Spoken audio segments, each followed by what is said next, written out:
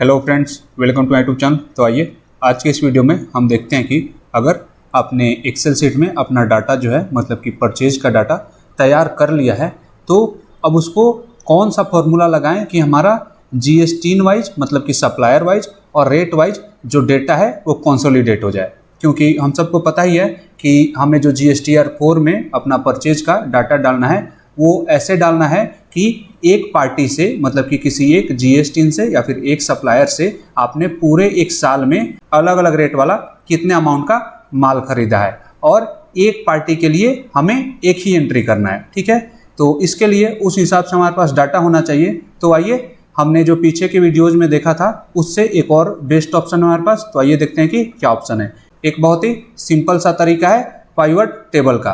Pivot table का use करके हम आसानी से डेटा को एक जगह ला सकते हैं। ठीक है, तो देखते हैं इसके लिए आपको करना क्या है। सबसे पहले देखिए हमारे पास ये जो डाटा है ये क्वार्टर वाइज बना हुआ है। तो क्वार्टर वाइज डाटा को मैंने जो है पूरे एक साल का डाटा एक जगह कर लिया है। जो भी बीच में स्पेस था सबको हटा दिया है। ठीक है, मतलब कि यहाँ पे देखिएगा ये क्वार्टर वाइज हमारे पास डाटा बना था, ये बीच में ये स्पेस था, ये टोटल किया हुआ था, तो यहाँ से यहाँ तक के सारे हमने डिलीट कर दिए हैं। वैसे ही अगले क्वार्टर का ऐसे था तो हमने ये सारा हटा दिया है और जो भी अपना डाटा है उसको एक जगह कर लिया है। यहाँ पे आप देखिएगा ऊपर से नीचे तक, और यहाँ पे किसी भी डाटा के बीच में कोई भी गैप नहीं है। ठीक है, गैप नहीं होना चाहिए, ध्यान रखना है। गैप का मतलब है कि कोई भी आपका रो या फिर कोई भी आपका कॉलम खाली नहीं होना चाहिए। ठीक है, तो अब हमने ये डाटा बना लिया है। अब एक्सेल शीट में जहाँ तक आपका डाटा है उस डाटा को पूरा सिलेक्ट कर लेना है। तो मैं यहाँ से जो अपना सेल रेफरेंस है A1 से जहाँ तक हमारा डेटा है यहाँ और यहाँ उसको सिलेक्ट करता हूँ। ठीक है, यहाँ तक सिलेक्ट कर लिया मैंने, ये मैंने टोटल किया हुआ है, इसकी ज़रूरत नहीं है। तो यहाँ तक हमारा डाटा था, हमने सिलेक्ट कर लिया और आपको आना है इंसर्ट, और इंसर्ट में आपको सिलेक्ट करना है pivot table. Pivot table select करने के बाद देखिए ये दिखा रहा है कि इस रेंज को इसने सिलेक्ट कर लिया है, करना है ओके। ओके करने के बाद जो सबसे इम्पॉर्टेंट काम है देखिएगा, हमें क्या क्या डाटा चाहिए। हमें चाहिए GST, ठीक है, और अमाउंट, और क्या चाहिए, रेट वाइज डाटा चाहिए। तो रेट, ये तीन चीज़ मैंने सिलेक्ट कर लिया और GST को सिलेक्ट कर लिया है। इसके साथ साथ पार्टी भी कर लेते हैं ताकि हमें नाम पता चल जाएगा।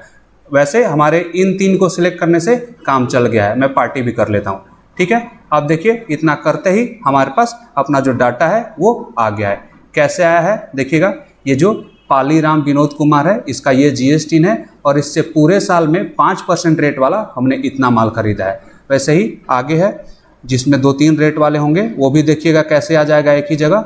नीचे आइएगा, 2-3 रेट वाले जो होंगे वो उस पर हम आते हैं।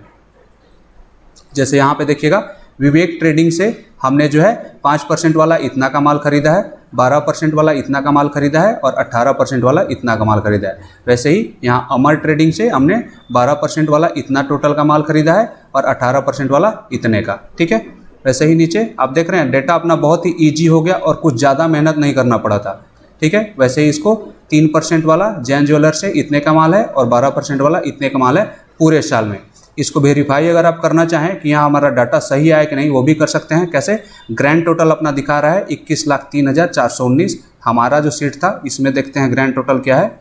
इससे क्लियर हो जाएगा कि हमारे टैक्सेबल अमाउंट का जो टोटल है वो क्या है। यहाँ पे भी देखिए जो अपना टोटल आ रहा है 21,03,419, यहाँ पे भी यही आ रहा था। ठीक है, तो डाटा अपना बिल्कुल सही है और देखिए कितना इजी से ये रेट वाइज और GST वाइज अपना डाटा निकल गया है। तो ये एक बहुत ही सिंपल तरीका था जो मैं आपको पहले नहीं बता पाया, थोड़ा मैं बिजी चल रहा था और मुझे ध्यान भी नहीं आया था। और इससे भी एक और इजी तरीका है।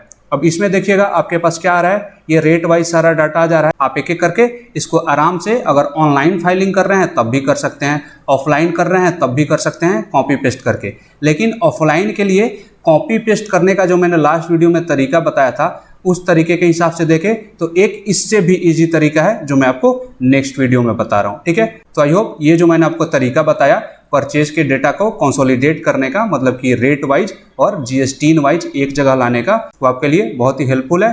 तो अगर आपको मेरा वीडियो अच्छा लगा तो इसको लाइक कीजिए, मेरे चैनल को सब्सक्राइब कीजिए। Thank you for watching my video.